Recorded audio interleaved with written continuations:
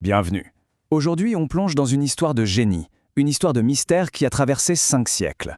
C'est une histoire qui nous force à revoir complètement ce qu'on croyait savoir sur le plus grand chef-d'œuvre de Léonard de Vinci, qui, vous allez voir, n'est peut-être pas du tout un tableau. Allez, on commence fort avec un chiffre.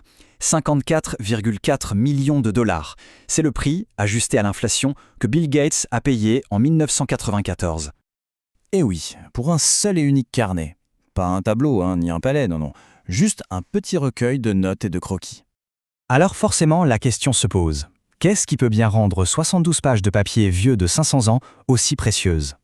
Eh bien la réponse, elle nous ouvre les portes de l'esprit même du génie. Pour vraiment comprendre cette valeur, il faut imaginer que ce carnet, ce n'est que la pointe, la toute petite pointe émergée d'un iceberg intellectuel absolument gigantesque.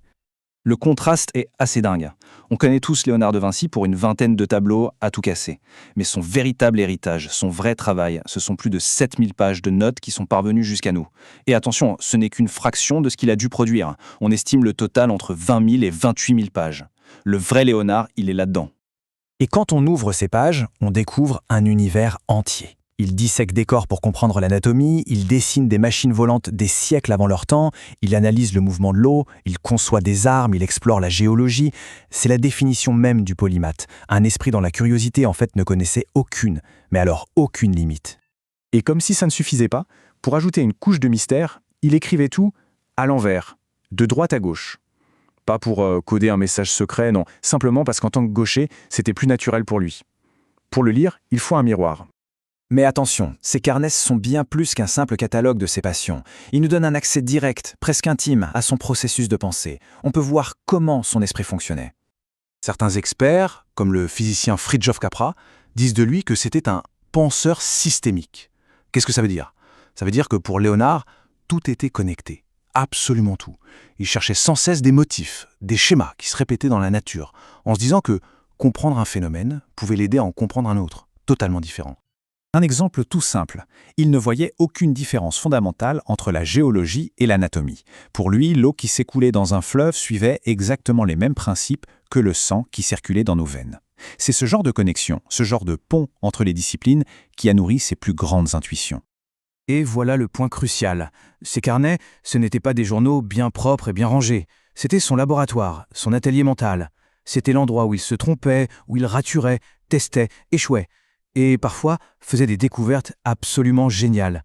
L'écriture n'était pas un simple enregistrement de sa pensée, c'était sa pensée en pleine action.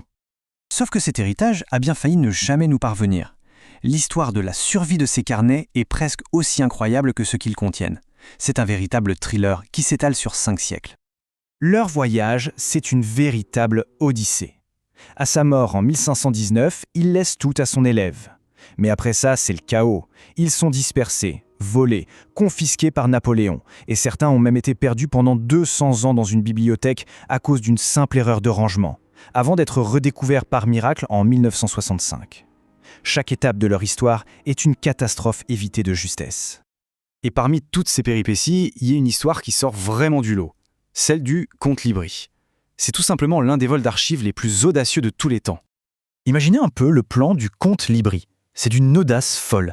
L'homme qui est censé protéger ses trésors profite de son poste pour littéralement découper et voler des cahiers entiers.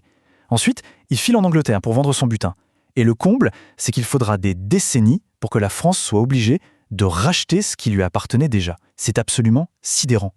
Le simple fait que ces carnets aient survécu à tout ça nous force à nous poser une question essentielle. Qu'est-ce qui constitue le véritable génie de Léonard de Vinci?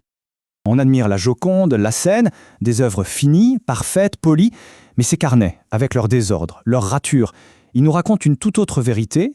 Pour Léonard, la finalité, le produit fini, n'était peut-être pas le plus important.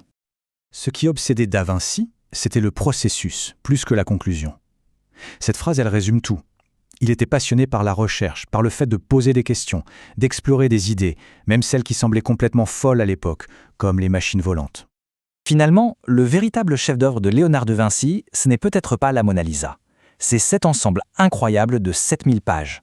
Un enregistrement brut, désordonné, mais absolument magnifique, d'un esprit en quête perpétuelle de compréhension. Tout ça, ça nous laisse avec une question assez fascinante. Dans un monde obsédé par le résultat final, par le produit parfait, que se passerait-il si on accordait plus de valeur au processus, à l'exploration, au brouillon? C'est peut-être là en fait que se cache la vraie créativité.